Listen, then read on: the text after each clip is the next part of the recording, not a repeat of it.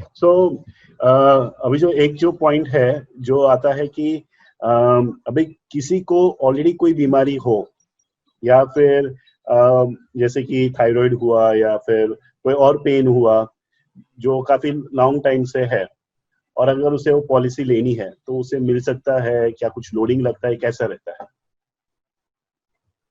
तो देखिए, डिपेंड करता है कि उसकी पीईडी क्या है।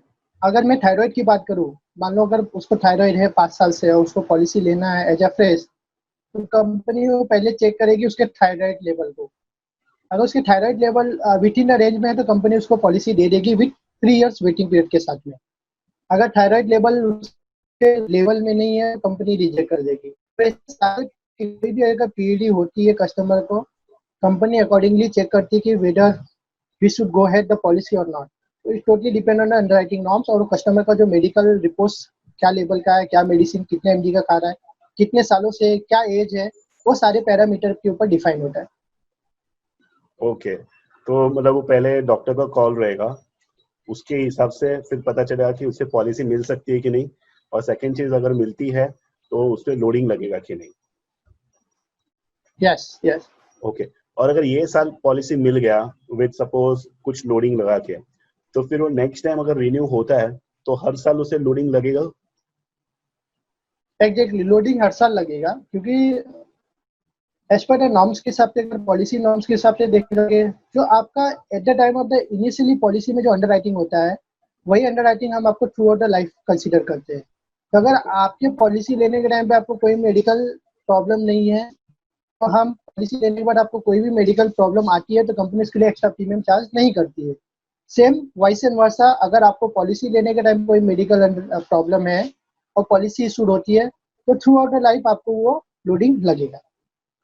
ओके, और ये अगर कभी कुछ क्लेम आता है या क्लेम करना रहता है तो कौन सी चीजों को, क्योंकि काफी बार डाउट ये रहता है कि पॉलिसी तो ले ली, मगर मुझे पैसा मिलेगा नहीं मिलेगा, तो कौन सी चीजें ध्यान रखनी है file filling out the proposal form, ताकि उनको ये सेटिस्फेक्शन रहे कि मुझे क्लेम जो आएगा वो भी मुझे पूरा आएगा।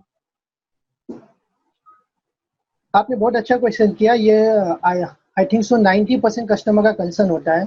और इसके लिए मैं सबसे इम्पोर्टेंट चीज़ यही बोलूँगा कि जब भी आप पॉलिसी बाय कर रहे हो, आप अपने छोटे से छोटे मेडिकल कंडीशन या मेडिकल पास हिस्ट्री को डिस्क्लोज करिए पॉलिसी लेने के टाइम, तो डेट कि आपकी फ्यूचर में जो भी क्लेम आए, जब आपको डॉक्टर आपसे क्वेश्चन करता है कि क्या आपको कभी कोई बीमारी थी, क्या आपकी कोई नॉर्मल कभी सर्जरी हुई थी, या क्या आपको कहीं माइनर इंजरी हुआ था, तो सारी चीज़ें आप डॉक्टर को बता देते हो। तो होता क्या है कि आप ये छोटी-छोटी चीज़ें जब आप पॉलिसी लेने के टाइम पे कंपनी को नहीं बताते हो और क्लेम आने के टाइम पे आप अपने डॉक्टर को बता देते हो, तो ये दोनों डॉक्यूमेंट वेरीफाई होते हैं कि आपने पॉलिसी लेने के टाइम पे क्या ये डिस्क्लोज़ किया था जो आज आपने डॉक्टर को बताया है। तो वहाँ पे ओके, ये कहीं न कहीं चैलेंजिंग आ जाता है कि आपने कुछ चीज़ें नॉन डिस्क्लोज़ किया है। इसलिए हम कस्टमर को बोलते हैं कि जब भी आप पॉलिसी बाय कर रहे हो, आप सारी चीज़ें आप क कंपनी को इन्फॉर्म करिए, और अगर आपने इन्फॉर्म कर दिया है तो फ्यूचर में आपके इसके क्वेश्चन के रिलेटेड कभी प्रॉब्लम नहीं आएगा। इट मीन्स कि आपके क्लेम ईज़िली पास हो जाएंगे। ओके। सो मेन तो जो भी है पूरा ट्रांसपेरेंसी रखे तो क्लेम सेटलमेंट भी ट्रांसपेरेंटली इजीली हो जाएगा। करेक्ट।